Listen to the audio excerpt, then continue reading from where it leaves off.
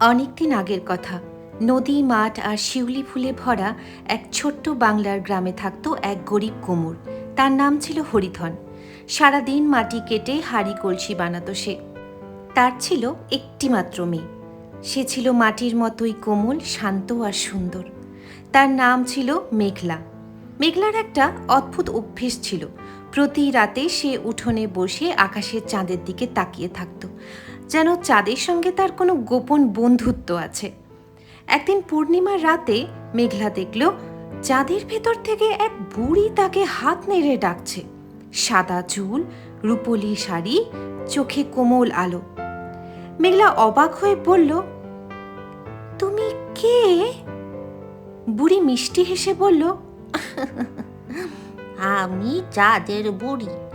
আমি আকাশের সব শিশুদের গল্প শুনি, কিন্তু তোর মনটা খুব আলাদা, তাই তোকে দেখতে এলাম। মেঘলা খুশিতে বলল, তুমি তুমি কি সত্যিই চাঁদে থাকো?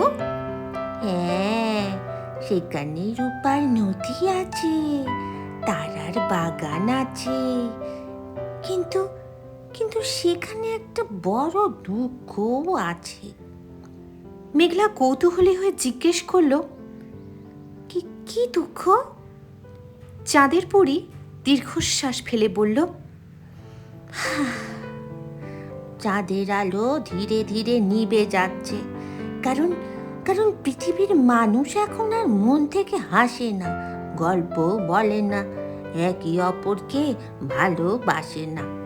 চাঁদের আলো তো মানুষের মনের আনন্দ থেকেই জন্মায়।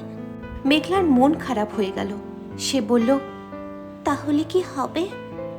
চাঁদের বুড়ি বলল, যদি কেউ পৃথিবীর মানুষের মন আবার আনন্দে ভরিয়ে দিতে পারে, তাহলেই চাঁদের আলো আবার ফিরে আসবে। সেই রাতেই মেঘলা একটা সিদ্ধান্ত নিল। পরদিন সকাল থেকে সে গ্রামের শিশুদের নিয়ে গল্প বলা শুরু করলো।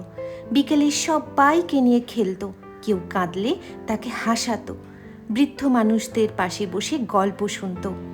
ধীরে ধীরে পুরো গ্রামে আনন্দ ফিরে এলো। যে গ্রামে আগে শুধু ঝগড়া ছিল, সেখানে এখন সন্ধ্যা হলেই সবাই একসাথে বসে গান গায়। কিন্তু সমস্যা তখনও শেষ হয়নি। এক রাতে আকাশ হঠাৎ কালো মেঘে ঢেকে গেল। চাঁদ একেবারে অদৃশ্য হয়ে গেল। মেঘলা ভয় পেয়ে উঠোনে বেরিয়ে এলো। ঠিক তখনই চাঁদের বুড়ি আবার দেখা দিল, কিন্তু এবার তাকে খুব দুর্বল লাগছিল। সে বলল, মেঘলা, সময় খুব কম রে। চাঁদের শেষ আলোটুকু বাঁচাতে হলে তোকে তারার ফুল এনে দিতে হবে। কোথায় পাবো সেই ফুল? অন্ধকার পাহাড়ের ওপারে, স্বপ্নের বনে। মেঘলা ভয় পেলেও রাজি হয়ে গেল। পরদিন ভোরে সে একটা ছোট্ট ঝুড়ি নিয়ে বেরিয়ে পড়ল। পথে সে দেখল আহত একটা পাখি রাস্তার ধারে পড়ে আছে। সবাই তাকে বলল, আরে বাবা, ওকে ছাড়ো, না হলে দেরি হয়ে যাবে। কিন্তু মেঘলা পাখিটাকে তুলে আদর করে জল খাওয়ালো। হঠাৎ পাখিটা সোনালি আলোয় ঝলমল করে উঠল। সে আসলে ছিল জাদুর পাখি।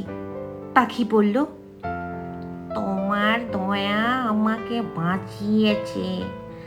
আমি তোমাকে স্বপ্নের বনের পথ দেখাবো। তারপর তারা দুজনে উড়ে চলল পাহাড়ের ওপারে। স্বপ্নের বন ছিল অপূর্ব সুন্দর। গাছে গাছে নীল আলো জ্বলছে, বাতাসে ঘন্টার মতো মিষ্টি শব্দ। কিন্তু বনের মাঝখানে দাঁড়িয়েছিল এক বিশাল ছায়া দানব। দানব গর্জে উঠল, কেউ তারার ফুল নিতে পারবে না। মেঘলা ভয় কাঁপতে লাগলো। তবু সে সাহস করে বলল, আমি আমি চাঁদের আলো বাঁচাতে এসেছি। দানব হেসে বলল, মানুষ তো শুধু নিজের কথাই ভাবে, তুই কেন অন্যের কথা কষ্ট পাচ্ছিস? মেঘলা শান্ত গলায় বলল, কারণ কারণ আলো শুধু নিজের জন্য নয়, আলো সবাইকে সুখ দেয়।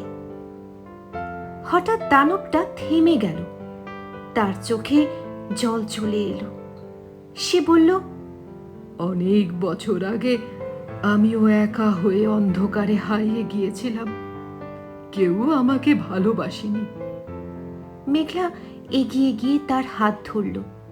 ঠিক তখনই দানবের শরীর থেকে কালো ছায়া মুছে যেতে লাগলো। সে এক সুন্দর বৃদ্ধ মানুষে পরিণত হলো। সে হাসি মুখে বলল, তোর তোর ভালোবাসাই আমাকে মুক্ত করলো। তারপর সে মেঘলাকে একটা উজ্জ্বল রূপালী ফুল দিল। এটাই ছিল তারার ফুল। মেঘলা ফুল নিয়ে দ্রুত বাড়ি ফিরে এলো। সেই রাতে সে উঠানে দাঁড়িয়ে চাঁদের দিকে ফুলটা তুলে ধরল। হঠাৎ পুরো আকাশ ঝলমল করে উঠল। চাঁদ আগের চেয়েও উজ্জ্বল হয়ে গেল। তারারা নিচে উঠল। চারদিকে রূপালী আলো ছড়িয়ে পড়ল।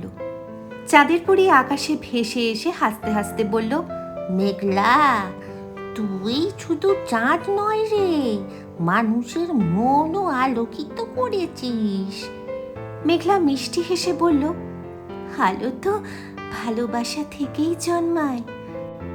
সেদিন মেঘলা আর তার গ্রামবাসীরা সবাই আনন্দে মেতে ওঠে।